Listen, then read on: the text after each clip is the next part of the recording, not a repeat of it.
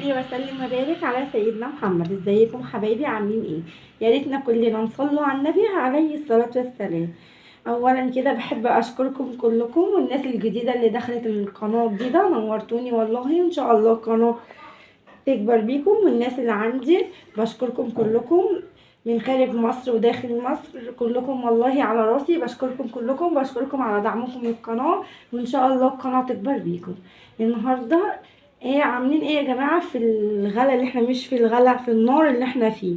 الحاجه بصي ولعت، مش غليت يعني، ولعت يعني، ربنا يرحمنا. النهارده جايلك ازاي تاكلي اولادك فراخ وسمك ولحمه 5 ايام ب190 جنيه. هسمي الله وهخش في الفيديو. الاسعار في الزاد، ربنا يا رب يعيننا. مش عارفه والله، يعني الحاجه بتزيد بال20-30 جنيه. يعني الاول كانت بتزيد الحاجه جنيه 2 جنيه، دلوقتي 30-40 جنيه. دلوقتي البانيه وصل 100، انا النهارده جايباه والله ب130 جنيه. يعني بصوا الاسعار، وفي ناس سمحت اللي عندها 140، وفي ناس عندها 150. يعني ربنا يعني الناس، الصراحه الناس فعلا تعبانه، لان الحاجه غاليه بجد. يعني يا جماعه الحاجه غليت قوي.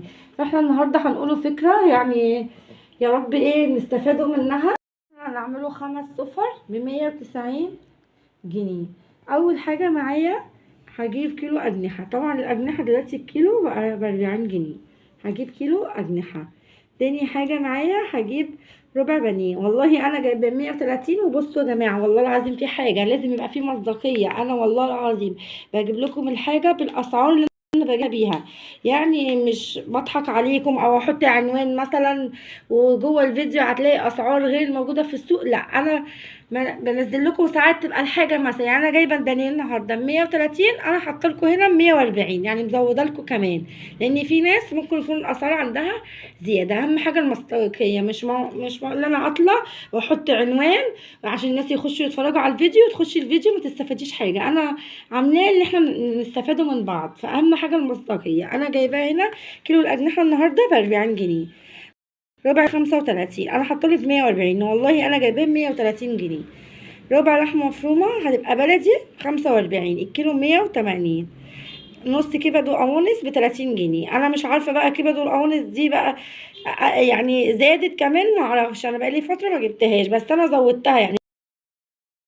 هي كانت كمان اللي هي زادت 10 جنيه. هنجيبه نص كبد وقوانص ب30. هجيب كيلو سردين ب40 جنيه. طبعا دول هيعملوا لي 5 سفر. ال5 سفر بتاعتنا هجيب كيلو أجنحة مثلا. أول يوم هعمل صينية أجنحة بالبطاطس، وهعمل رز واحط مخلل، تبقى حلوة قوي. كيلو أجنحة هو مش كتير، بس هنعمله ايه، احنا في الايام دي لازم نمشي امورنا، مش عشان نوفره، عشان الناس يقدروا يمشوا بقيه الشهر. الناس تعبانه يا جماعه. في ناس والله العظيم اللي انا كاتباه ده بالنسبه لناس تانية مش هتقدر تعمله. انا مش هطلع لك بورقه وقلم اقول لك كذا كذا كذا كذا، واقول لك هاتي مش عارفه ايه وهاتي ايه، واقول لك اسعار كده كده اي كلام. لا، لازم نحسه بالناس. انا طالعه عشان افيدكم والله العظيم، فانا لازم ان انت تطلعي من الفيديو ده تستفادي. فانا يعني ال5 ايام دي حلوه قوي لما يكون انت كمان عندك خزين، يبقى الناس عندها طومين، عندها مكرونه، عندها رز. عشان مثلا هتجيب مثلا الحاجات دي وهتعملها، هتشتري مثلا خضارها وتعمل الحاجات دي. فانت يعني خدي اللي ينفع. يعني لو انت شايفه ده كتير عليكي خدي منه افكار، مش لازم تنفذي كله. لو انت حاسه ان هم 190 كمان عليكي دول كتير، لا، هاتي مثلا حاجه حاجتين من دول ومشي نفسك بقى بالباقي. شوفي انت بتعملي ايه واعمليه، يعني ما تكلفيش نفسك فوق وسعها. الناس الايام دي والله تعبانه يا جماعه. اول يوم هجيب كيلو الاجنحه ده وهعمله مثلا بشوربه، هعمل حبه رز، هعمل حبه ملوخيه. تعملي في صينيه اجنحه بالبطاطس بتبقى حلوه قوي، وتعملي رز وتعملي مخلل. يعني هتعمليه اللي انت عايزاه، ممكن تعمليه كنتاكي براحتك. تاني يوم هعمل بالربع اللحمه المفرومه، هعمل صينيه مكرونه بالبشاميل واحط مخلل. طبعا لو انت شايفه صينيه المكرونه بالبشاميل دي هتبقى غاليه عليكي، يعني ما عندكيش مثلا بقى هتجيبي بقى المكرونه وهتجيبي اللبن وهتجيبي الحاجات دي كلها، اعملي يا ستي ربع المكرونه، ربع اللحمه ده بدل ما تعمليه مكرونه، لا اعمليه كفته. هاتي بصلتين كده وخضره واعمليه كفته، اعملي حبه مكرونه او كلي بالعيش او اعملي حبه رز براحتك، كل اللي موجود عندك. يبقى تاني يوم هنعمل صينيه مكرونه بالبشاميل، او قلت ممكن تعملي كفته، ممكن تعملي كفته رز، اللي انت حاساه اللي هو اوفر ليكي اعمليه. تالت يوم هعمل صينيه سردين، هجيب كيلو سردين وهعمله صينيه، وهعمل جنبيه سلطه خضرا، وهعمل رز. رابع يوم هجيب نص كبد وقوانص، هكتر بصل وهكتر فلفل وهعملها، وهقلي بطاطس وممكن اقلي بتنجان، واعمل واحط عيش، ويبقى كده ايه وجبه. خامس يوم هجيب ربع بانيه وهعمله همبرجر. هعمل همبرجر الاقتصادي اللي عاملاه في القناه، والله العظيم طعمه تحفه.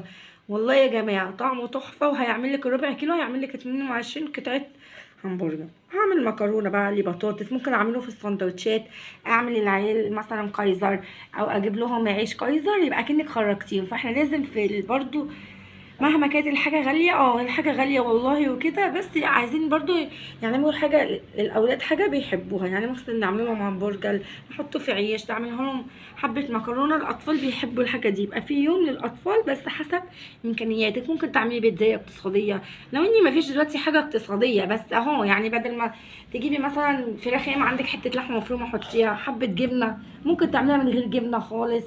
يعني حاولي تمشي نفسك في الايام الغاليه دي. حاولوا يا جماعه ان احنا نمشوا نفسينا. زي ما قلت لك، لو انت حاسه كمان ال 190 دول كتار عليكي، اعملي على قد اللي تقدر عليه ميزانيتك، خدي فكره واعملي. انا بقول لكم بس افكار، لان في ناس والله بيبقى مش عارفه تتصرف، تاخد الفلوس مش عارفه تعمل ايه. فاحنا بنحاول ان احنا يفيدوا بعضينا، اللي عنده فكره بيقولها. يعني مثلا لو انت اكلتي اولادك 5 ايام ب 190، هو في الغلا اللي احنا فيه ده حلو. دلوقتي الاولاد والله بيبقوا عايزين الاكل ده، ما بيعجبهمش ولا العدس والكلام ده، وكل حاجه دلوقتي بتكلف. انت لو جبتي عدس دلوقتي هيكلفك.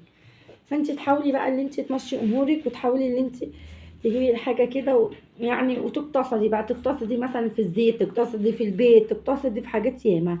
يعني حاولي ان انتوا يا جماعه تمشوا اموركم، لان الحاجه فعلا والله العظيم غاليه. يعني دلوقتي ربع البانيه بنجيبوه، كنا بنجيبه من نص ب40 و35 وكده البانيه، دلوقتي الربع بقى ب35 جنيه.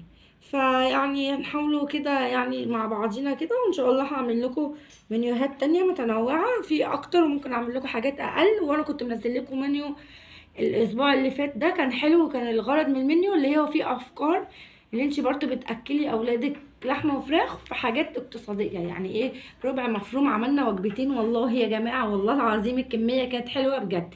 انا كان عندي ربع مفروم وعملته، وطلع الكميه والله العظيم حلوه، مش كلام يعني. فاحنا غصب عننا دلوقتي ان انت مجبره ان انت تعملي كده. يعني انت واحده ميزانيتها على قدها، هتعمل ايه يا جماعه؟ والاطفال عايزين ياكلوا مثلا، فانت تعملهمش خالص ولا تعملي؟ والبركه دي بتاعت ربنا. فانت حاولي كل واحده تاخد من الافكار اللي يناسبها.